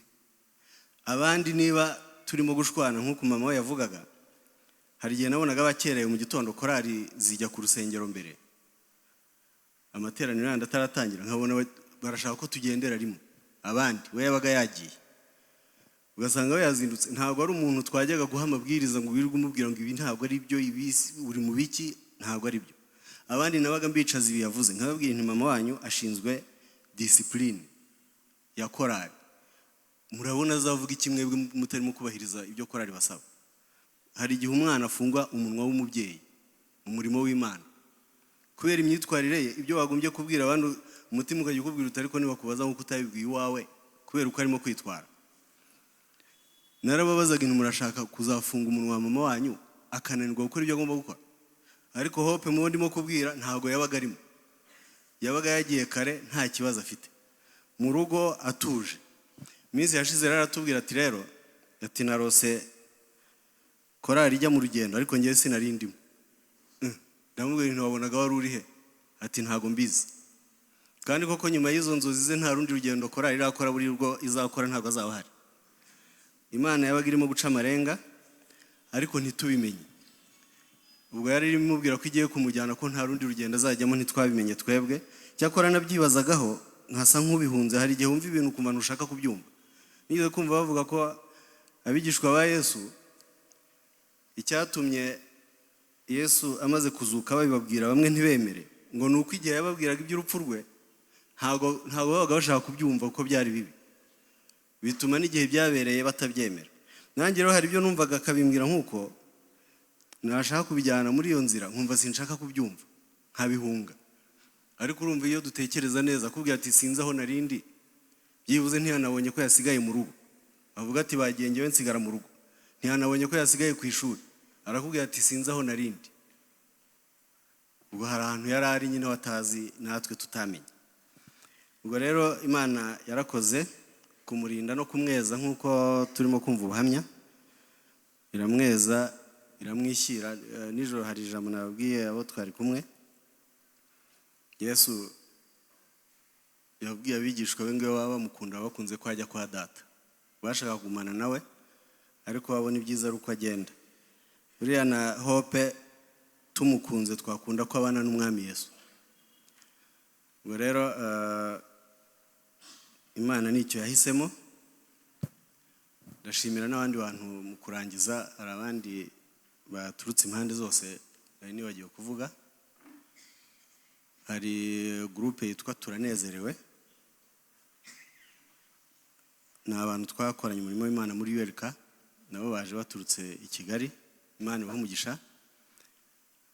Ari abo twabanye muri iyo Turanezerewe, ari abadamu babo, ari abagabo babo. Imana ibahe umugisha kuza gufatanya natwe. Hari abo twiganye muri Sedo Kigali kera, hari inshuti zanyu cyane ngira ngo nabo bamaze kugera aha. Imana ibahe umugisha ko mwaje kudutabara. Hari abaturutse mu itorero ry'iwacu Gahogo, nabonye bahageze. Hari uwo nigeze kubona twavuganaga mu gitondo. Imana ibahe umugisha ko mwaje kudutabara. Hari abantu bambaye hafi kuva ku wa kane mu gitondo, twirirwanaga amanywa yose aho ndimo nzenguruka ku bitaro aho nagendaga hose twabaga turi kumwe. Umuryango wa Bikorimana Innocent basize umuryango, umugabo n'umugore baraza basiga abana. Kuva iyo minsi yose twari turi kumwe. Imana ibahe umugisha. Hari umuryango wa Sengiyumva Samuel Sam nawe twaririrwanaga imirimo yose barahagaritse baraza tukajya duhorana twirirwana uko nagendaga ku bitaro nkambara umunsi wose hari ibyo nirukamo ibyo twakoraga mu mujyi hose baga barimo kudufasha. Hari n'umuryango wanjye yenda umuryango wanjye mvuga n'umuryango mugari, harimo abiwacu, harimo abavandimwe ba Mama Mbabazi n'abatware babo n'abari abana bose mwabonye ni abavandimwe ba Hope kwa nyina wabo. Bose mwarakoze, abaturanyi mwarakoze, mwese uko muri hano. Imana ibahe umugisha kubwo kuza gufatanya natwe muri ibihe bikomeye. Imana ibahe umugisha.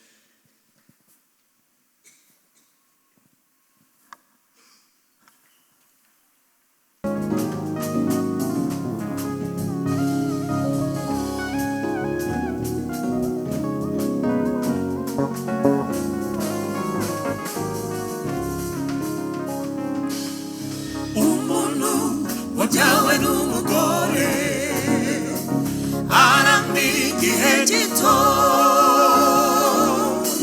yuzuye nk'umuruho agakenyuka. Umuntu wabyawe n'umugore uwo aramye igihe gito yuzuye nk'umuruho agakenyuka. Avuka meze nk'ururabo rurabya rukaraba vuba, ahita nk'igicucu kandi ntarame. Avuka meze nk'ururabo rurabya rukaraba vuba, ahita nk'igicucu kandi ntarame. Kuko iminsi ye yategetswe nawe n'umubare w'amezi ye ugategekwa nawe, kandi ukamushyiriraho umugabane atabasha kurenga. Kuko iminsi ye yategetswe nawe n'umubare w'amezi ye ugategekwa nawe, kandi ukamushyiriraho umugabane atabasha kurenga.